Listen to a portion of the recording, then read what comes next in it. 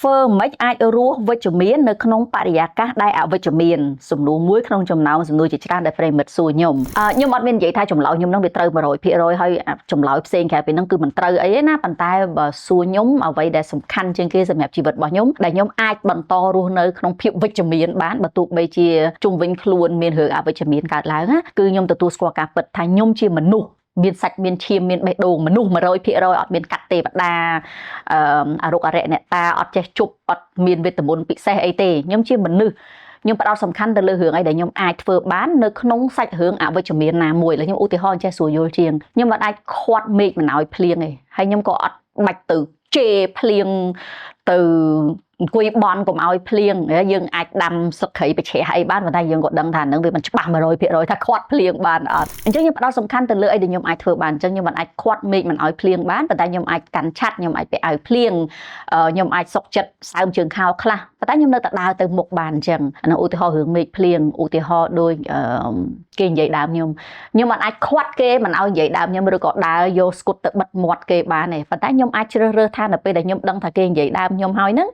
តែខ្ញុំចង់ធ្វើអីហើយអញ្ចឹងខ្ញុំធ្វើអីដែលខ្លួនឯងអាចធ្វើបានឧទាហរណ៍ទី3អាយុរបស់ខ្ញុំប្រែប្រួលស្ថានភាពសុខភាពបន្តពូជរបស់ខ្ញុំប្រែប្រួលខ្ញុំវ័យជិត40ហើ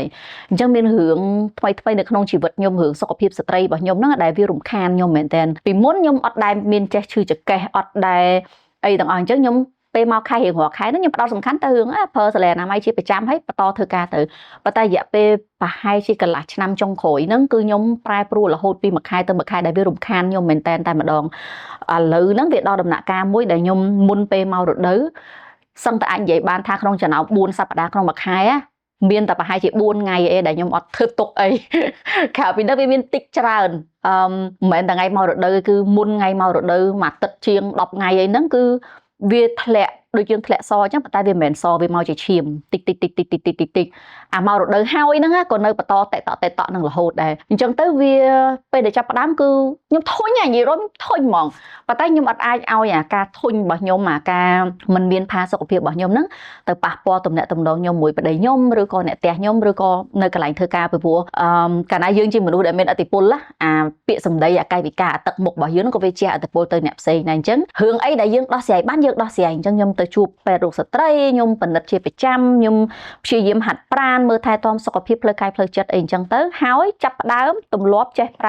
ើសម្លេអនាម័យប្រចាំថ្ងៃដែលពីមុនខ្ញុំអត់ដែរប្រើអញ្ចឹងឥឡូវខ្ញុំប្រើសម្លេអនាម័យនឹងសឹងតែរាល់ថ្ងៃហ្មងដល់ពេលថ្ងៃមករដូវគឺខ្ញុំប្រើសម្លេអនាម័យសម្រាប់ថ្ងៃមករដូវទៅប៉ុន្តែប្រចាំថ្ងៃគឺខ្ញុំតែងតែប្រើនេះជាប្រចាំមិនអញ្ចឹងខ្ញុំវាសើមខោខ្ញុំអត់មានផាសុខភាពខ្ញុំលំមាស់អីអញ្ចឹងណាអញ្ចឹងខ្ញុំផ្ដោតសំខាន់ថាអូខេឥឡូវមានបញ្ហាហ្នឹងខ្ញុំប្រើសម្លេអនាម័យហ្នឹងទៅប៉ុន្តែវាទៅជានាំខ្ញុំទៅលើរឿងល្អមួយចំនួនផ្សេងទៀតនៅពេលដែលខ្ញុំចាប់ផ្ដើមប្រើសាលាអនាម័យហ្នឹងតែពិតខ្ញុំអត់ចង់ទេព្រោះវាធុញប៉ុន្តែនៅពេលដែលយើងចាប់ផ្ដើមប្រើទៅវាចាប់ផ្ដើមឃើញប្រយោជន៍មួយចំនួនដូចជាវាអត់រំខានផ្លូវកាយផ្លូវចិត្តរបស់ខ្ញុំ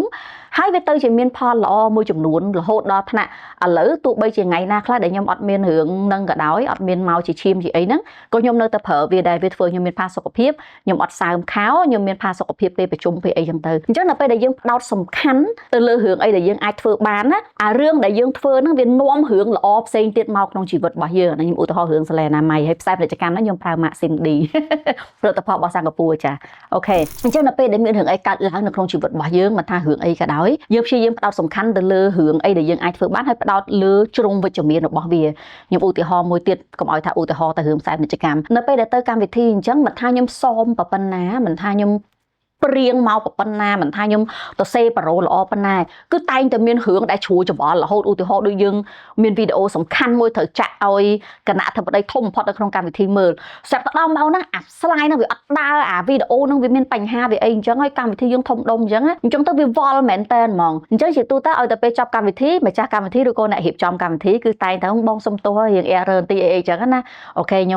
ំគេសុំទោសហើយណាប៉ុន្តែខ្ញុំគិតក្នុងចិត្តទេណាពេលមានបញ្ហាហ្នឹងហើយជាពេលដែលខ្ញុំអាចអួតគេបានថាខ្ញុំអាច cope with stress អាចទោះបីមានបញ្ហាមិនក៏ដោយខ្ញុំនៅតែអាចញញឹមបានខ្ញុំនៅតែអាចដំណើរការកម្មវិធីបានខ្ញុំនៅតែអាចដឹកនាំកម្មវិធីបា